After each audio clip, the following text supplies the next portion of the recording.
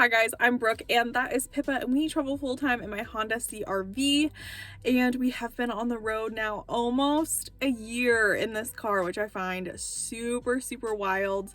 But I have been on the road for almost 2.5 years total, and in that time I have learned so much, and part of this channel is to pass on some of that knowledge to anybody who wants to learn it. If they want to go car camping just for a weekend, a really long road trip, or even maybe get on the road full time, I want to share today some of my unwritten rules that I basically live by at this point, that help keep me safe, that helps things run smoothly, that just makes me feel more comfortable. And these obviously work for me and my situation. They are not one size fits all. Obviously, if you get on the road, if you start to get out there, you will have to kind of see what works for you. But these are some of the things that work for me. And so starting off, obviously, don't arrive at a new campsite or somewhere you've never been after dark. So I know that this seems like it would never ever happen, but it happens every once in a while. If you get on the road, maybe you get delayed, maybe there's construction, maybe it's farther away than you realized. You just never know, kind of like the unpredictability.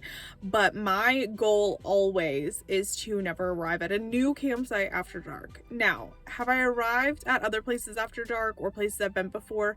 Of course, we've all done it. But I will say 99% of the time I'm doing dispersed camping, which means there are no formal campsites, there's no numbers, there's nobody to like check in with. So navigating some of these areas at night, if you've never been there before, can be kind of a hairy situation and be very frustrating. Let alone you don't have a good read on the area, you don't know where like landmarks are, you don't know if there's water nearby, if the ground is muddy, if you could potentially get stuck, etc. And I just don't want the headache of pulling in somewhere after dark and trying to find somewhere to sleep that I can't see, I guess. Because if you think about it, like, it's dark outside. It's not, unless there's like a full moon or something, you really have no extra lights going on. So it's just really hard to find a campsite. And also, if like maybe it's a really busy area, what if all the spots are taken? Then you have to go to a plan B while it's also dark outside, trying to then navigate a whole new area. And these things take time, so then it just gets later and later, and it can just be such a frustrating experience. And in my experience, you really only have to do it one or two times before you decide that you are going to make it a priority to arrive at a new place well before dark. Now, the after dark campsite rule only applies for me to dispersed camping. If I am planning to sleep at a rest stop, a truck stop, or something like that, I intentionally plan to arrive at that rest area or that truck stop after dark, and I'm going to explain why. So my like unwritten rule is to always pull in after dark and leave first thing in the morning when you're parking at a rest area or a truck stop or something that's similar, like a visitor center, you know, anything like that. And this is because I don't want to be seen at all.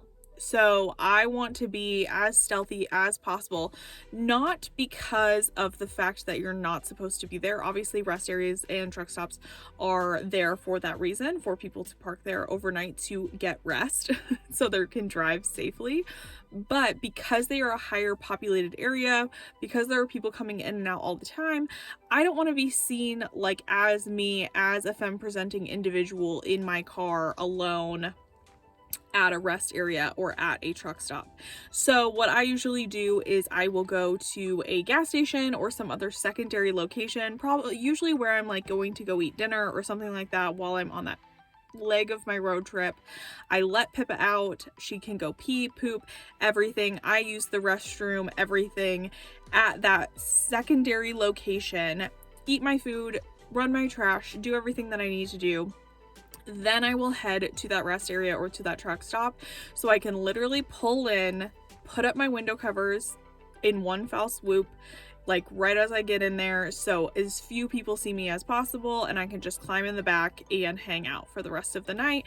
I don't have to get out, I don't have to do anything, I don't have to let the dog out, and so I can pee completely like a mystery to the people around me. And then as soon as I wake up in the morning, I can pull everything down and just get out of there.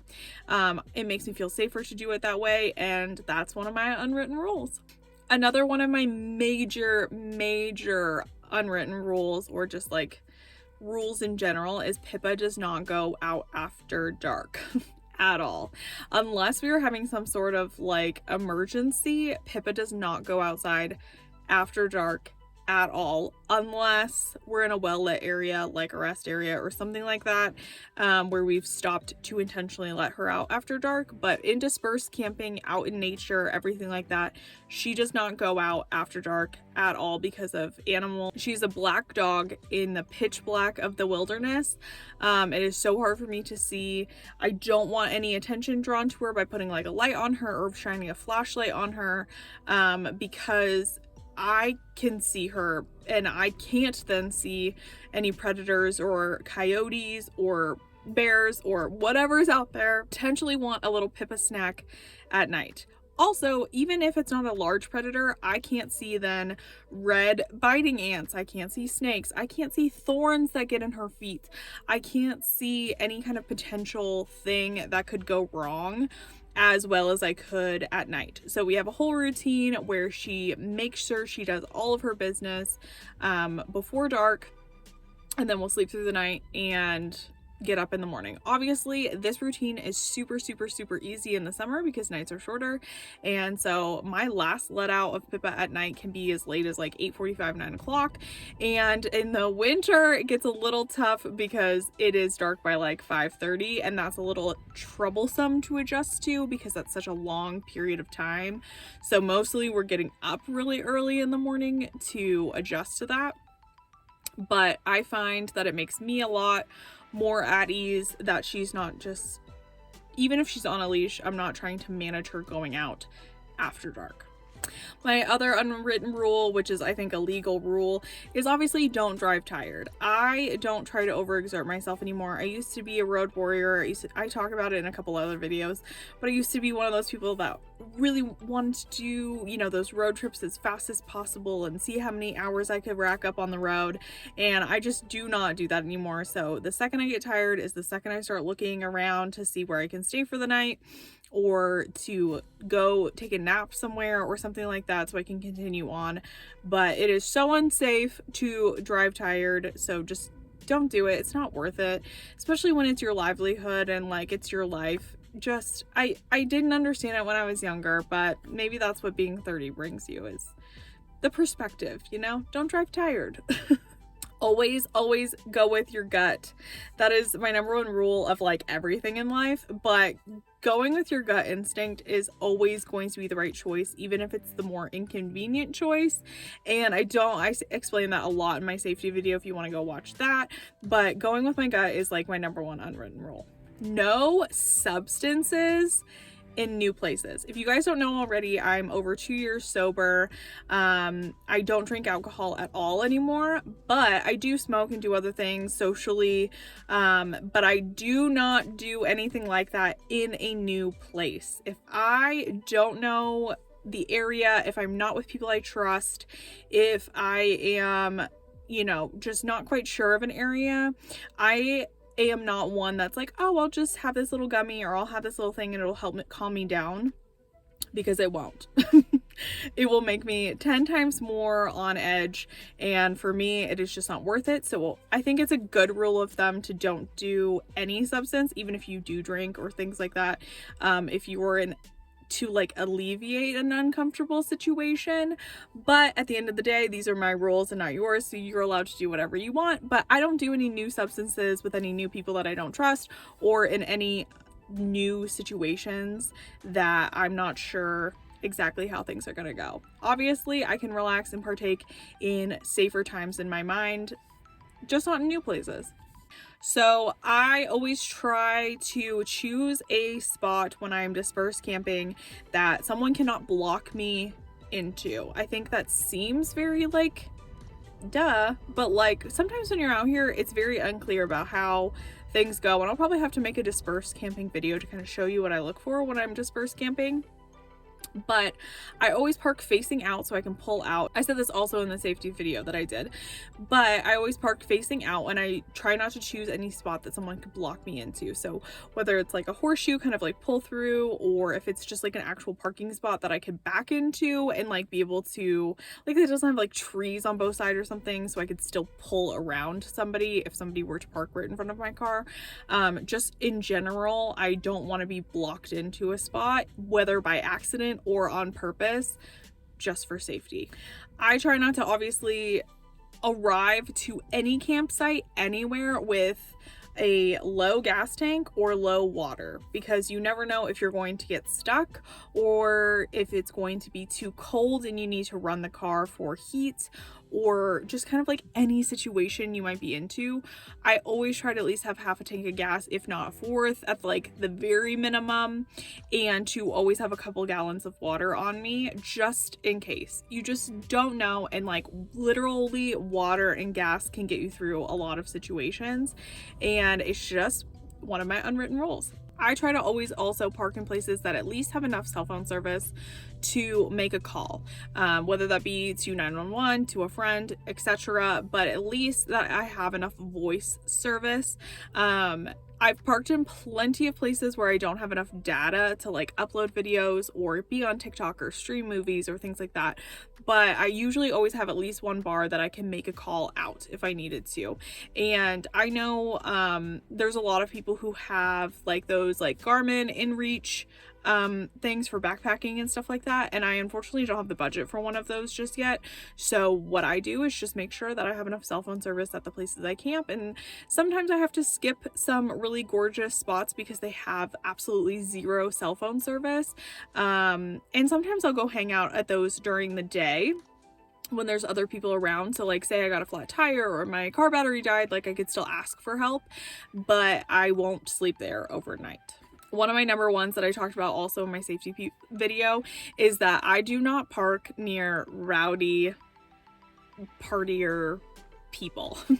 I like in the summer with weekender campers, it is just something I look out for. Usually those people unfortunately end up in arguments or, you know, domestic kind of dispute sounding things. Just alcohol and the outdoors, when it gets really rowdy like that, and me just do not mix. It makes me really nervous. It just seems that chaos kind of follows those types of people around, and I just choose not to want to be in the chaos, and I don't address it. I don't like tell people to stop. It is public land. You can do what you want out there as long as you're following the rules, and that is totally fine. I will just park somewhere else. And that's just what I do. I just stay out of it. And I'm not saying that like if you go camping you can't have a few drinks and have a good time and go dancing with your friends. Like I've had some great times out camping with my friends, but there's a difference between like rowdy and there's a difference between people having a good time, and I think we all know what that is. And so that's all I'm clarifying, is if I see people having a great time and they're like doing what they need to do, they're being safe, like they don't have like multiple fires going or they're not have guns out or stuff like that, then like that is totally fine with me. I don't like hate people for having a good time, but those really rowdy like partiers, or like if they're teenagers or things like that that maybe just don't have like the same vibe I'm going with, I will just not park near them for one of my unwritten rules. I just tend to sleep better and I have a better time. And then my last one is to always have my phone and keys within reach, and then also have my phone like charged. So I try to make sure to always plug my phone in. I have both of my power banks, so I always have somewhere to charge up my phone. I try to make sure that I do have two phones and I know that that seems excessive, but one of them is a work phone and one of them is my phone, but I at least make sure that one of them is in reach and that they're both charged in case I need to call 911 or look up the nearest hospital or, you know, vet or something like that. And then I always have my keys in reach and I know exactly where they are in case I need to turn on the car and get out of a situation. So those are kind of my unwritten rules. I'm sure I have plenty, but that's all I could really like think of off the top of my head, because some of these things come super like subconsciously to me now that I do some of these things, and it's really hard to like try to recognize your own patterns. But I hope some of these help you, and I hope that maybe you can share some of your unwritten rules below if I forgot anything that you like to follow. My comment section is to be a community to help other people out, so please leave those below, and don't forget to subscribe, and I will see you guys soon. Bye.